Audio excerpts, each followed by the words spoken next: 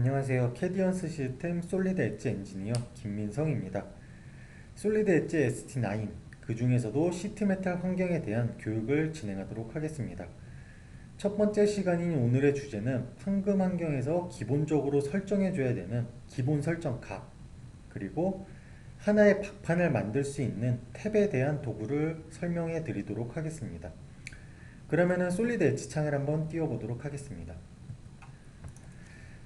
솔리드 엣지 창을 띄우게 되면은 그 판금 환경에서는 가장 기본이 되는 게이지 등록 정보라는 값을 변경해 주셔야 돼요. 게이지 등록 정보에는 어떠한 내용들이 있냐면은 그 재료에 대한 두께, 그리고 절곡 부분에 대한 반경 값을 넣어주는 게 있어요.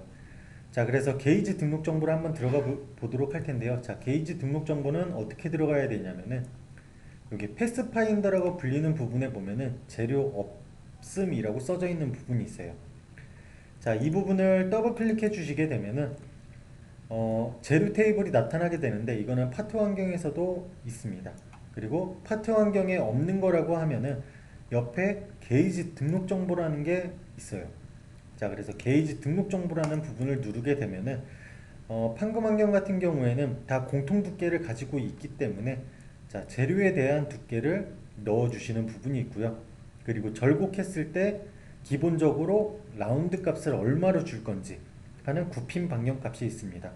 그리고 절곡할 때 생기는 이제 릴리프에 대한 폭이나 깊이 값을 넣어줄 수 있는 부분이 있고요. 그 다음 굽힘 방정식, 중립계수 값이 있는데, 뭐 판공업체에서 흔히 말하는 연신율을 이제 환산해갖고 중립계수라는 값을 주게 됩니다. 그래서 솔리드 엣지에서는 그 중립계수 값에 따라 전개를 했을 때 그 전개물에 대한 길이가 바뀌게 돼요.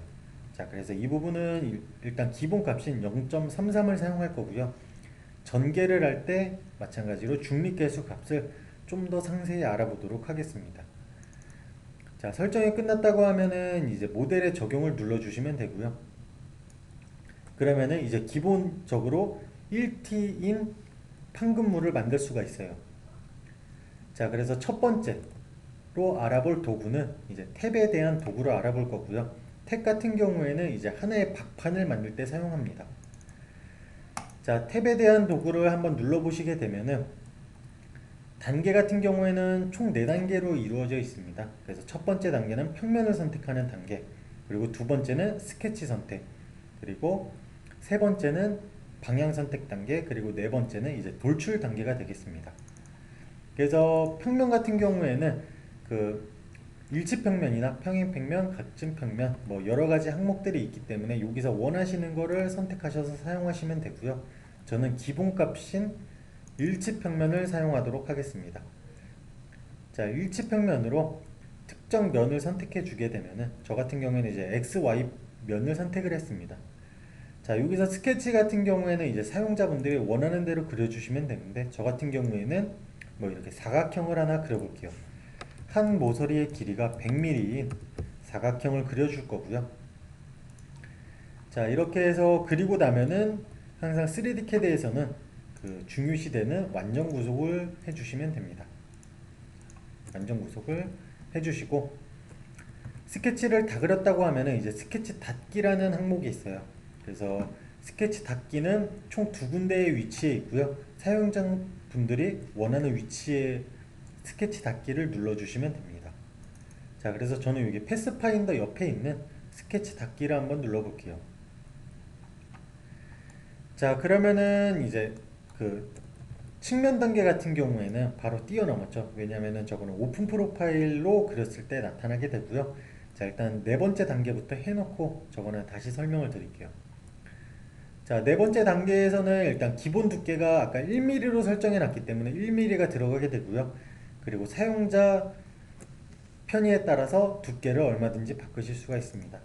자, 기본값인 1mm로 해서 방향을 한번 선택해 줘 볼게요. 자, 방향 같은 경우에는 이제 스케치를 기준으로 위쪽으로 두께를 줄 건지 아래쪽으로 두께를 줄 건지 선택하시면 됩니다.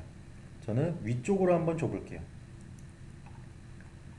자, 위쪽으로 주게 되면은 이런 식으로 탭이 하나가 만들어졌고요. 하나의 박판이 만들어졌죠. 자, 그래서 여기다가 사각형이 아닌 추가적인 스케치를 더 그려볼게요. 탭을. 자, 마찬가지로 평면은 그 만들어진 탭 위에다가 잡을 거고요. 자, 여기에다가 이제 원형의 탭을 하나 더 만들어 볼 건데, 이번에는 이렇게 그 닫힌 프로파일이 아닌 오픈 프로파일로 한번 그려볼게요. 자, 원으로 해서 하나를 그려보도록 하겠습니다. 자, 원으로 해서 이렇게 그렸고요. 그리고 웬만하면은 완전 구속이 돼야 되죠. 3D CAD에서는 항상 기본적으로 이렇게 꼭 해주셔야 됩니다. 자, 그러면은 세 번째 단계가 활성화가 되는데요. 자, 오픈 프로파일로 그렸을 때만 이렇게 활성화가 되고요. 측면 단계 같은 경우에는 스케치를 기준으로 어느 쪽 방향에 돌출을 줄 건지 하는 겁니다.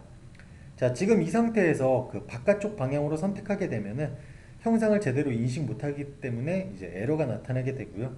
자, 안쪽으로 한번 선택을 해줘 볼게요. 저는 안쪽에다가 탭을 줄 거기 때문에. 자, 안쪽을 선택하니까 이제 네 번째 단계는 뛰어넘고 바로 넘어가게 되죠. 자, 네 번째 단계가 활성화되지 않는 이유는 뭐냐면은 기존에 1mm의 탭을 만들었기 때문에 똑같이 1mm의 탭으로 만들어지게 된 겁니다. 자, 그래서 탭 같은 경우에는 기본적인 박판 형태를 만들 수가 있고요. 추가적으로 하나의 탭을 만들었을 때 이제 부수적인 또 다른 탭을 하나 만들 수가 있습니다. 하지만 이런 거는 안 돼요. 자, 어떤 게 안 되냐면은 탭을 이렇게 그려볼 건데요.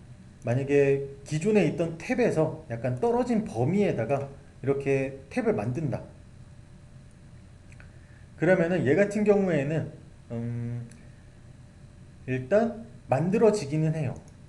만들어지기는 하는데 나중에 어떤 문제가 생기냐면은 얘네들은 지금 붙어 있는 게 아니기 때문에 그 나중에 전개를 했을 때 문제가 생길 수 있기 때문에 웬만하면은 하나의 공간상에 여러 개의 바디를 만드시면 안 됩니다. 판금 환경에서는.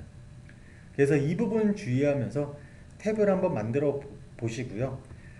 자, 오늘의 주제였던 기본 설정 및 탭에 대해서 알아봤습니다. 이상으로 첫 번째 교육을 마치도록 하겠습니다. 감사합니다. 캐디언스 시스템 김민성이었습니다.